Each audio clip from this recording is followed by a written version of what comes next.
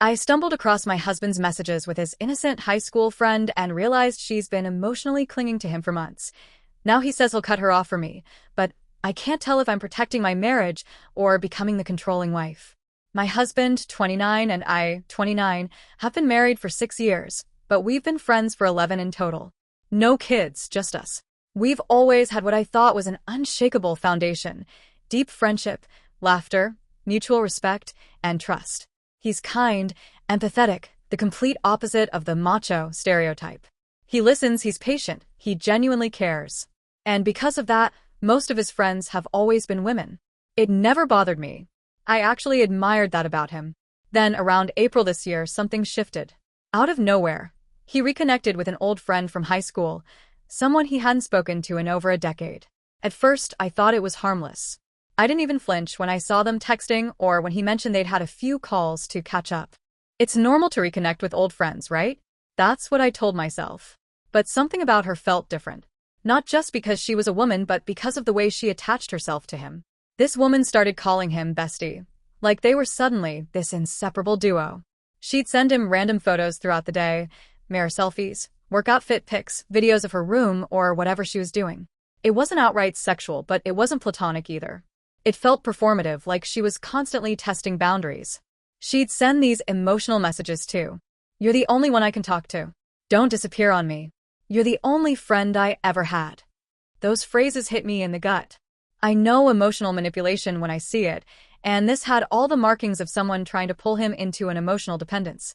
Still, I didn't want to be that wife, jealous or controlling, so I tried to stay calm and observe. But the more I saw, the more off it felt. She told him she had severe social anxiety and had been living abroad for 7 years with no friends, just 2 acquaintances. Every story she shared was tragic. People betraying her, bad luck, toxic workplaces. At first, I pitied her. But after a while, it started sounding like a pattern. Someone who thrives off being the victim, someone who uses vulnerability as bait for attention. And my husband, bless him, is the kind of person who wants to fix things. He's compassionate to a fault. I could tell he felt sorry for her. But it also felt like she was using that, taking up space in his emotional world, inch by inch. It wasn't that I thought he'd cheat. It was more like watching someone quietly build an emotional intimacy with your partner right in front of you. That slow erosion of boundaries disguised as friendship. The kind that's harder to call out because it's subtle, technically innocent, but emotionally charged. I've never been insecure about my relationship. But this made me uneasy in a way I couldn't ignore.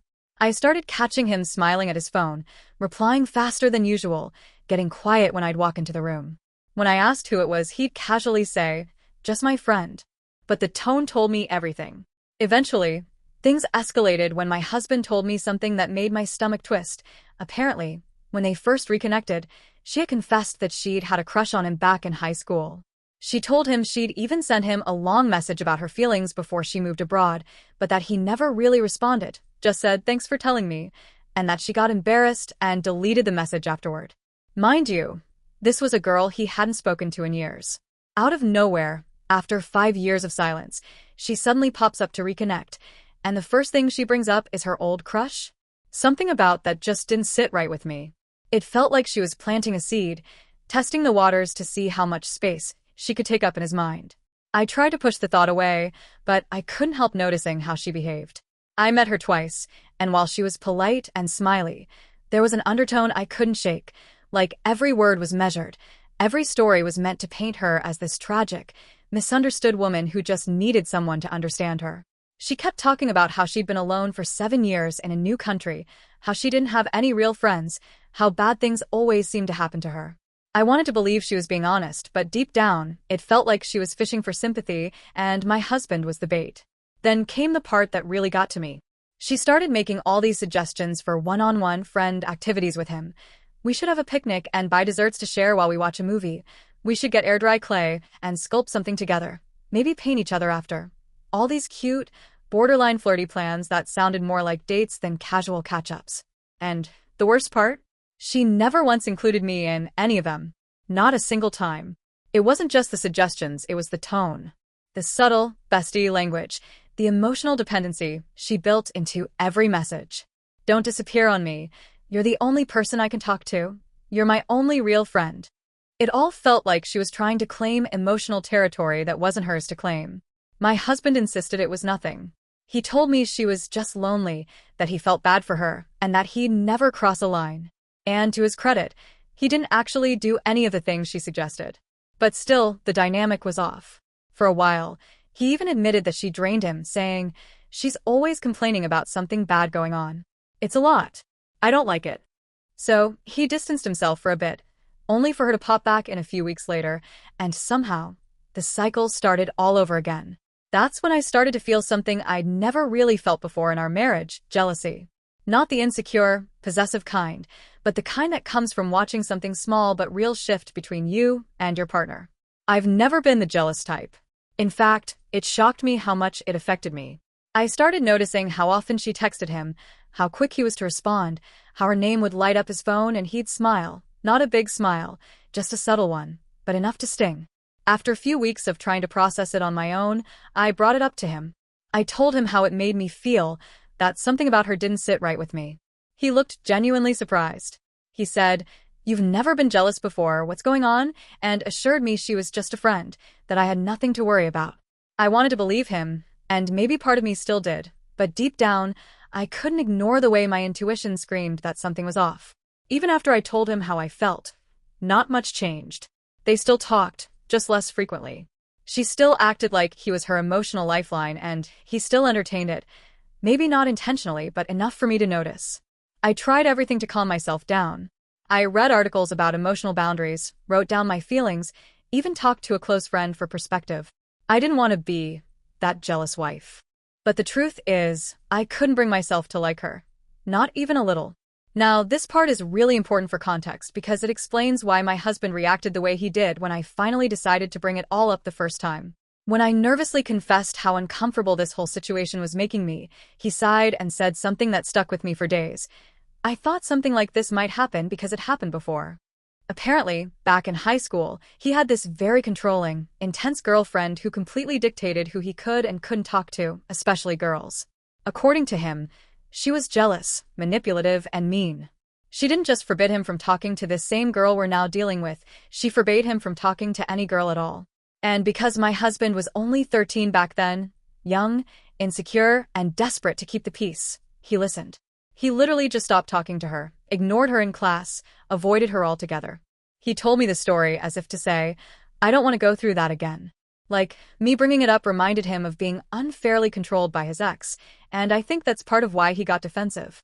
And look, I get it. I'm not trying to control who he talks to. But this situation felt so different. Then last Saturday happened. We were getting ready for bed. He was in the bathroom brushing his teeth, and his phone buzzed on the nightstand beside me. I swear I didn't mean to snoop, it just lit up right in my line of sight. But there it was, her name. And underneath, a long paragraph previewed in the notification. I couldn't read it all, but the bits I saw made my chest tighten. Something about, "You're the only one I can talk to," and "I'm so thankful to have you back in my life." My heart just sank. Later, when he came back, I couldn't stop thinking about it. I didn't touch his phone, but when he put it down face up again, I saw the open chat. Long blue and gray bubbles, messages pouring in from her. I could tell she was unloading emotionally. It was another long monologue about her problems, her loneliness, her struggles. His replies weren't flirtatious, not even inappropriate. If anything, they were polite, short, and supportive. But still, something about the tone made me uneasy. She was using him like an emotional crutch. She had okay moments, too. She'd send funny memes or random updates that seemed harmless, but the pattern was clear. She'd trauma dump, he'd comfort her, she'd gush about how much he understands her, and I'd sit there wondering why a married man was being made the sole keeper of another woman's emotional baggage. That night, I barely slept. My mind wouldn't stop spinning. I tried to rationalize. Maybe I was overreacting, maybe I was projecting my insecurities, but the more I thought about it, the more something inside me screamed that this wasn't right. By morning, I looked like a wreck. I'd cried, tossed, turned, and replayed every little thing in my head. My husband took one look at me, his face softening, and said, "What's wrong?"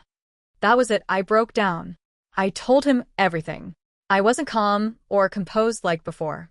I was shaking, crying, voice cracking. I told him how I'd been bottling up all these feelings for months, trying to deal with it on my own, journaling, reading, venting to friends, because I didn't want to seem like some paranoid, jealous wife. I told him how I trusted him, I really did, but that this girl was different. She wasn't harmless. She was manipulative in that subtle, performative, poor me way, the kind that slips under the radar but still wedges herself right where she doesn't belong. I told him how exhausting it had been, how I'd spent nights analyzing their conversations in my head, replaying the way she said bestie, or the way he smiled at his phone, trying to convince myself I was imagining it. I told him that even if his intentions were pure, she clearly had different ones, or at least blurred ones, and I needed him to see that. He didn't interrupt. He just sat there, quietly listening. When I finally stopped talking, breath trembling, he sighed and said, "Okay. Talk." Tell me everything." So I did. Every last detail. Every thought that had kept me up at night. The way I'd started second-guessing myself, how I hated feeling this insecure, how I didn't want to become the crazy wife, checking messages or losing sleep over another woman. I told him I knew he hadn't crossed any lines, not technically, but that emotional boundaries mattered too, and that watching her depend on him like this made me feel like she was taking something that belonged to us. He sat there quietly for what felt like forever.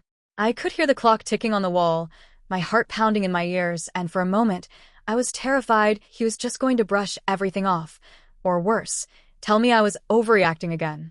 But instead, he took a deep breath and looked at me with this calm, almost tired expression and said, "You're my priority. I'd never put anyone above you." Then he added, "I'm sorry if anything I said or did hurt you, even if it wasn't on purpose. If you're this upset about her, I'll just stop talking to her."